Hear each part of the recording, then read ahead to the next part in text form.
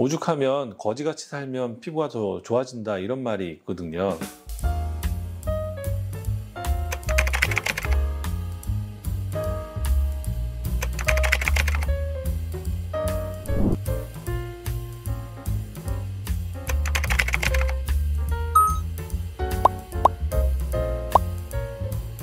안녕하십니까. 뷰티렐라TV의 은하수 아빠 조원장입니다. 오늘은 어떤 내용을 할까 고민하다가 피부 망치는 방법에 대한 이야기를 해보려고 준비를 해봤습니다. 반대로 피부를 망치지 않기 위해서 요 몇 가지만 잘 지켜주시면 피부를 덜 망칠 수가 있다, 이런 얘기가 되겠죠. 미용병원에 피부 시술을 하기 위해서 오시는 분들 보면 정상적인 피부 상태로 오시는 분보다는 안 좋아진 상태로 오시는 분들이 많은데요. 특히 피부 장벽이 무너져서 문제가 되는 경우가 많이 있습니다. 피부 장벽은 우리 피부 때를 벗겨내는 제일 각질층의 최바깥층을 갖다가 피부 장벽, 각질층이라고 하는데, 이 각질층을 너무 제거를 하거나 자극을 주게 되면 피부 장벽이 무너져서 여러 가지 문제를 일으키게 되는데요. 그 중에서 제일 문제가 되는 것이 안면 홍조, 민감성 피부, 여드름, 이런 것들이 있습니다. 그래서 여드름이나 안면 홍조를 일으키는 주사 피부염, 이런 경우에는 피부 장벽을 복구해주는 그런 치료를 열심히 하게 되는데, 무엇보다도 생활 습관을 교정을 하는 게 꼭 같이 따라와 주어야 하기 때문에 오늘 그러한 얘기를 좀 해보려고 해요. 상담을 하다 보면 각질 제거를 일주일에 2번, 3번, 2중, 3중 세안을 하는 그런 분들이 있습니다. 그런 분들은 각질층이 있는 것을 못 견뎌 하기 때문에 긁어내고 닦아내고 없애고 계속 문지르는 마찰을 주기 때문에 그 마찰 자극으로 인해서 피부가 점점 예민해지게 됩니다. 그렇기 때문에 피부가 안 망가지기 위해서는 피부의 마찰을 줄이기 위해서 각질 제거를 최소로 줄이는 게 좋습니다. 오죽하면 거지같이 살면 피부가 더 좋아진다, 이런 말이 있거든요. 그래서 저는 각질 제거 정 급급 하신 분들은 1, 2주에 한 번, 아니면 뭐 한 달에 한 번 정도로 최소화로 권해드리고 있고, 가급적 안 하시는 게 더 좋지 않나, 이렇게 생각을 합니다. 그래서 각질 제거를 주기적으로 자주 하시면 피부가 망가집니다.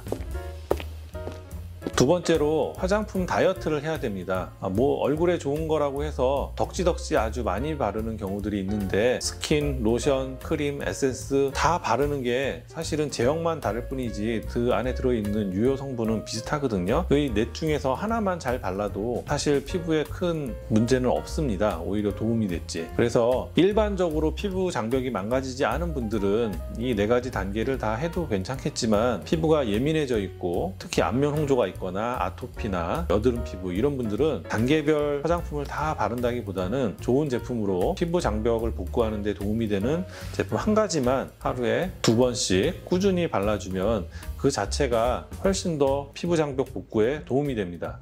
그래서 피부에 문제가 없는 분들은 여러 단계의 화장품을 써도 문제가 되지 않지만, 기미가 있는 분들, 안면 홍조가 있는 분들, 아토피, 여드름 피부, 이런 문제성 피부가 있는 분들은 화장품 다이어트를 해서 본인이 필요한 제품 딱 한 가지만 주기적으로 바르시는 게 훨씬 피부가 좋아지는데 좋다. 반대로 그런 문제성 피부이신 분들이 여러 종류의 화장품을 단계별로 덕지덕지 바르는 것은 피부가 나빠지는데 한몫한다, 이렇게 생각을 하시면 되겠습니다.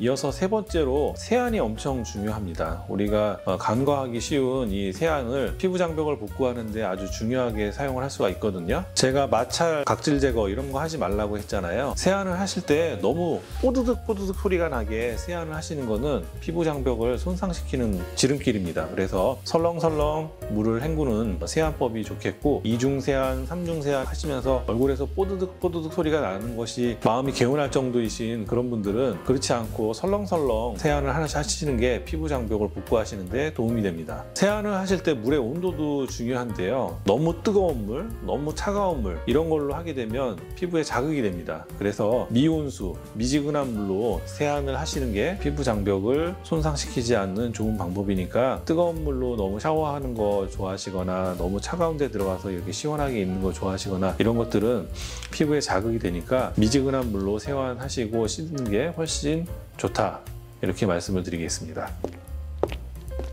네 번째로 요즘 마스크팩이 유행을 하고 있고 1일 1팩 이런 것도 많이들 하고 계시잖아요. 마스크팩이 물과의 접촉 시간이 상당히 늘어나게 되는 그런 요인이 됩니다. 그래서 피부가 불어나고 피부 장벽이 민감해지고 손상되기 쉬워지기 때문에 마스크팩을 오랫동안 하고 있게 되면 피부 장벽이 무너집니다. 그래서 10분 미만으로 짧게 마스크팩을 하고 뛰는 것이 피부 자극이 덜 되시고, 피부에 마스크팩을 하고 잠이 들었거나 이러면 오히려 피부에서 마스크팩으로 수분을 다 뺏겨버리기 때문에 피부가 더 건조해지고 민감해지고 피부 장벽이 무너지는 그런 현상이 생길 수 있거든요. 그래서 마스크팩을 너무 자주 오랫동안 하는 것은 좋지 않다. 그리고 1일 1팩도 그렇게 좋은 것은 아니다, 이렇게 생각을 하시고 일주일이나 2주에 한 번 정도 가볍게 마스크팩을 하는 것은 추천을 드리지만, 매일 1일 1팩 하면서 한 번에 10분 이상씩 오랫동안 붙이고 있는 것은 오히려 피부에 해가 된다, 이렇게 말씀을 드리겠습니다.